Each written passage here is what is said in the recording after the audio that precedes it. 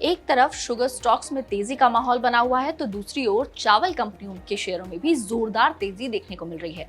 LT foods का share 427 रुपए के पिछले बंद भाव के मुकाबले कारोबार के दौरान लगातार चढ़ता हुआ नजर आया और सुबह करीब 12:30 बजे के आसपास शेयर 9.5% से ज्यादा चढ़कर 468 रुपए तक पहुंचता नजर आया। इस दौरान ये शेयर 487 का इंट्राडे हाई भी लगा चुका है। सुबह 10 बजे तक शेयर में करीबन 5.5% तक की तेजी देखने को मिल चुकी थी और 8.5% तक शेयर करीबन 10:30 बजे पहुंच गया था। इससे एक बात तो साफ है कि खरीदारी एक झटके में नहीं बल्कि लगातार बढ़ती हुई नजर आ रही है।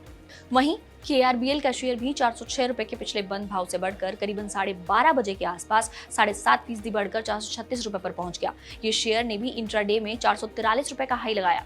केआरबीएल के भाव के अनुसार सुबह 10 बजे तक ये शेयर करीबन 5% तक चढ़ चुका था और इसके साथ ही चमन लाल सेटला एक्सपोर्ट्स का शेयर 288 रुपए के पिछले बंद भाव से चढ़कर 312 रुपए तक पहुंचता दिखा और इसमें भी करीबन 10% तक की तेजी देखने को मिली। शेयर ने 321 रुपए का इंट्राडे हाई भी लगाया है।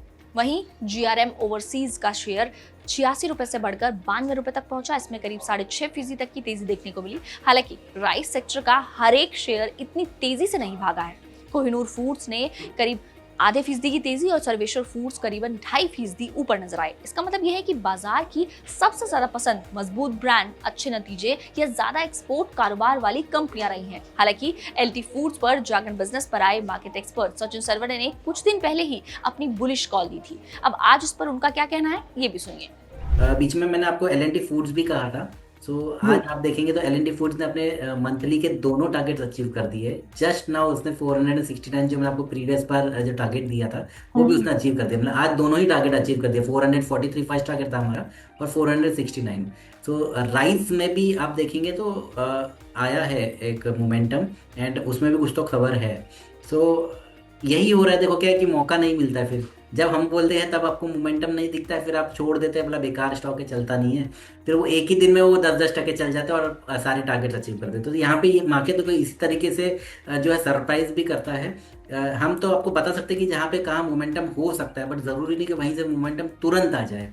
आपको पेशेंस तो रखने ही पड़ेंगे और फिर वो पेशेंस का रिवॉर्ड आपको पता है कि जब जैसे ही कुछ न्यूज़ या फंडामेंटल्स कुछ सपोर्ट कर देते तो वो तुरंत आपको मौका भी नहीं दे। आज कितने लोगों ने आज इंट्राडे में बाय किया होगा? हार्डली किसी ने किया होगा। ये तो रही एक्सपर्ट की राय, लेकिन आखिर एलटी फूड्स में इतनी बड़ी खरीदारी की वजह क्या है? दरअसल एलटी फूड्स के जून तिमाही के नतीजे हाल ही में आए और वो काफी मजबूत भी रहे। कंपनी का रेवेन्यू सालाना आधार पर 26% बढ़कर 3,161 करोड़ रुपए रहा, जबकि एबिटा में 20% का उछाल देखने को मिला और ये 363 करोड़ रुपए हो गया।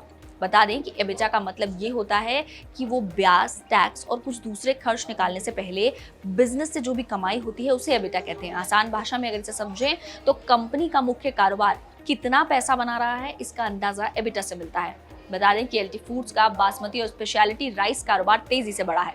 कंपनी के दावत, रॉयल और गोल्डन स्टार जैसे ब्रांड्स हैं। इसका फायदा ये है कि कंपनी सिर्फ खुले चावल बेचने पर निर्भर नहीं है, बल्कि ब्रांडेड चावल पर कंपनी को आमतौर पर बेहतर कीमत और मार्जिन मिल सकती है। मोतीलाल ओसवाल की 1 अगस्त 2026 की एक रिपोर्ट के मुताबिक भी कंपनी के बासमती और दूसरी स्पेशलिटी राइस कैटेगरी का रेवेन्यू 34% तक बढ़ा है। कुल वॉल्यूम करीबन 10% और ब्रांडेड बिजनेस का वॉल्यूम करीबन 11% तक बढ़ा है।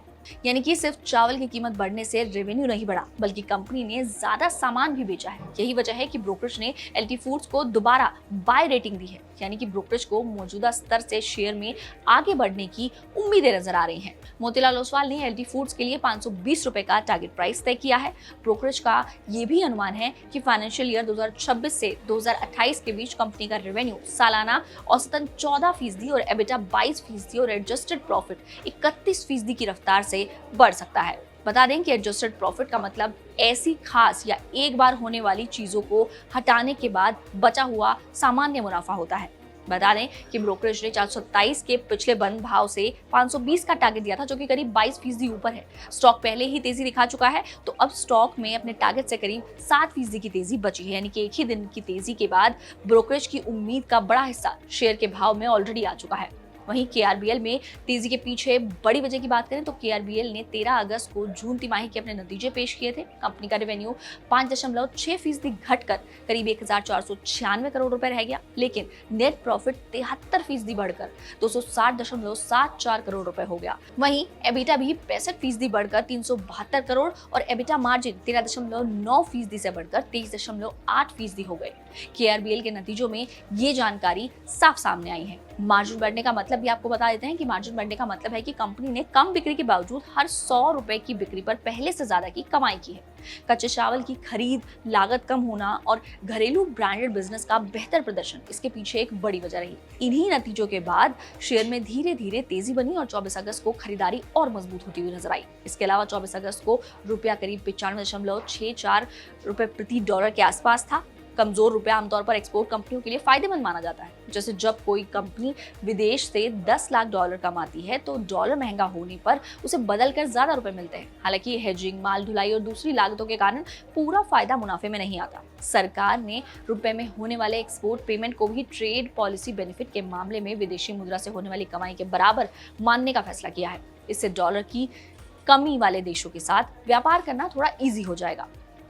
हालांकि ईरान एशियन क्लियरिंग यूनियन का सदस्य है और उसके लिए अलग नियम है, इसीलिए इस फैसले को सीधे ईरान के कारोबार के साथ उसका सॉल्यूशन नहीं माना जा सकता।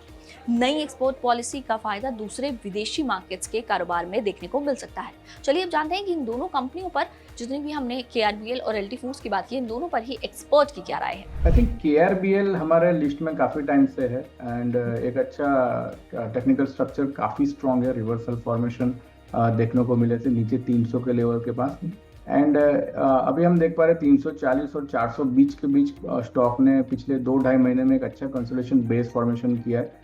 और रिसेंटली आज के मूव के पहले अगर बात करें तो रिसेंटली ब्रेकआउट हुआ है 400 के ऊपर फ्यू डेज बैक। अच्छे वॉल्यूम्स क्रिएट हुए थे।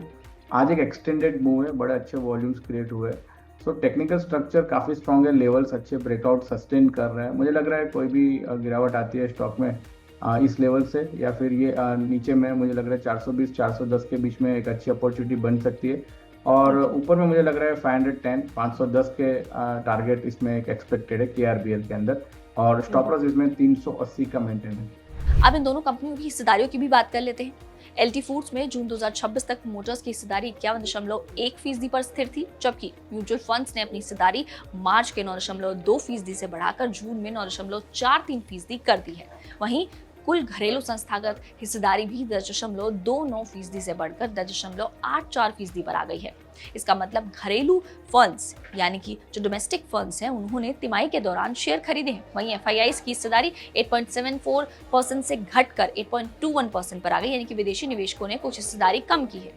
LT फूड शेयर होल्डिंग के मुताबिक बंधन small cap, DSP small cap और बंधन फोकस जैसे फंड्स प्रमुख म्यूचुअल फंड निवेशकों में शामिल हैं। वहीं बात अगर दूसरे शेयर यानी कि KRBL में हिस्सेदारी की करें तो KRBL में प्रोमोटर्स की हिस्सेदारी 60.17% पर स्थिर रही, तो वहीं FIIs की हिस्सेदारी 7.76% से घटकर 7.28% पर आ गई। और म्यूचुअल फंड्स की हिस्सेदारी की बात करें तो वो 0.17% से घटकर 0.09% अब KRBL में रह गई है। इसीलिए KRBL में हाल ही की तेजी को FIIs या म्यूचुअल फंड की बड़ी तिमाही खरीद से जोड़ना सही नहीं होगा। KRBL शेयर होल्डिंग में यही ट्रेंड देखने को मिला है। 24 अगस्त का भारी वॉल्यूम ये बताता है कि बाजार में बड़े पैमाने पर लेन देन हुआ है, लेकिन सिर्फ वॉल्यूम देखकर खरीदार का नाम पता लगाना नहीं चलता है। इसीलिए अलग से बल्क डील या ब्लॉक डील की जानकारी जरूरी होती है। कुल मिलाकर राइस शेयरों की तेजी, मजबूत नतीजों, बेहतर मार्जिन और LT फूड्स पर खरीदारी की सलाह और इसके साथ ही एक्सपोर्ट थीम में लौटा भरोसा बड़ी वजह दिखाई दे रहे हैं। लेकिन तेज उछाल के बाद नई खरीदारी में जल्दबाजी जोखिम बढ़ा सकती है।